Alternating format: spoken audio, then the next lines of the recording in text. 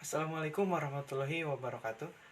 Perkenalkan, nama saya Ijo Ahmad Mubarok, program studi Pendidikan Teknologi Informasi dengan NIM C19832070009. Dalam video kali ini saya diberi kesempatan untuk menjelaskan atau memaparkan mengenai metode pembelajaran dan penerapannya. Dalam dunia pendidikan, banyak sekali inovasi yang dilakukan, tak terkecuali dalam pembelajaran.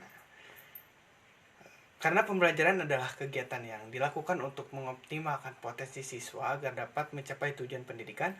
Untuk itu perlu adanya perencanaan yang matang. Nah, dalam perencanaan itu terdapat pendekatan pembelajaran yang meliputi strategi, metode, dan teknik pembelajaran.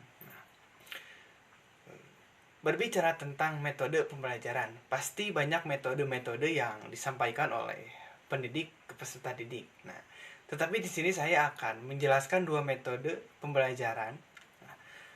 Yang pertama ada metode konvensional atau metode ceramah, dan yang kedua ada metode diskusi.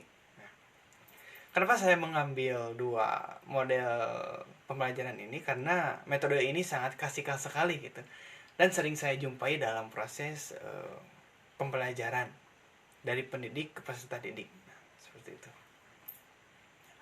Langsung saja kepada metode yang pertama, yaitu metode mengajar. Nah, metode mengajar merupakan cara yang digunakan guru dalam membelajarkan siswa agar terjadi interaksi dan proses belajar yang efektif dalam pembelajaran. Nah, setiap metode mengajar mempunyai karakteristik yang berbeda-beda, nah, dalam membentuk pengalaman belajar siswa. Nah, tetapi satu dengan yang lainnya saling menunjang.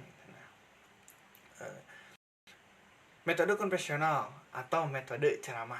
Nah, metode pengajaran dengan cara berceramah atau menyampaikan informasi secara lisan kepada siswa. Metode ini merupakan metode yang paling praktis dan ekonomis.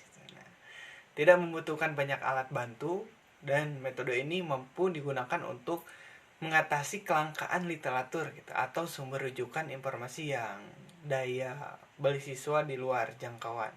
Seperti itu. Metode ceramah masih banyak digunakan itu dalam dunia pendidikan, khususnya dalam pembelajaran secara klasikal.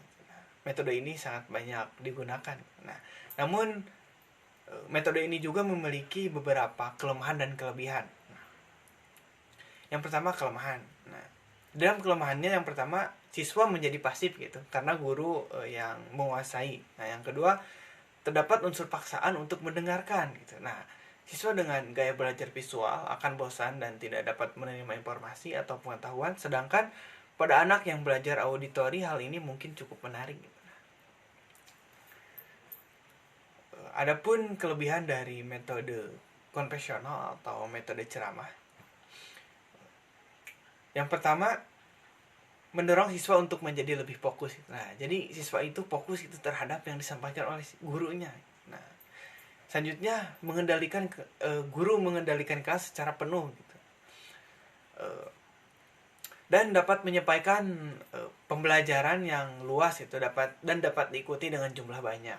Nah, yang kedua yaitu metode diskusi. Nah, metode diskusi merupakan metode pengajaran yang erat hubungannya dengan belajar pemecahan masalah. Nah, metode ini juga biasanya dilakukan secara berkelompok atau diskusi kelompok. Nah, kelebihan dari metode diskusi kelompok ini, yang pertama, memberikan pemahaman pada anak atau peserta didik bahwa setiap permasalahan pasti ada penyelesaiannya. Yang kedua, siswa mampu berpikir kritis dan mendorong siswa untuk dapat menyampaikan pendapatnya. Nah, yang ketiga, siswa menjadi paham tentang toleransi gitu, saling menghargai pendapat temannya satu sama lain. Nah, adapun kekurangan dari metode diskusi ini yaitu yang pertama, metode ini dikuasai oleh orang yang suka berbicara saja gitu. Nah, jadi dalam metode diskusi ini lebih dikuasai oleh siswa yang aktif saja, tidak keseluruhannya. Nah, seperti itu. Nah, dari dari metode apa pembelajaran mungkin sekian yang dapat saya sampaikan. Mohon maaf bila ada kesalahan. Wabillahi taufiq wal hidayah. Assalamualaikum warahmatullahi wabarakatuh.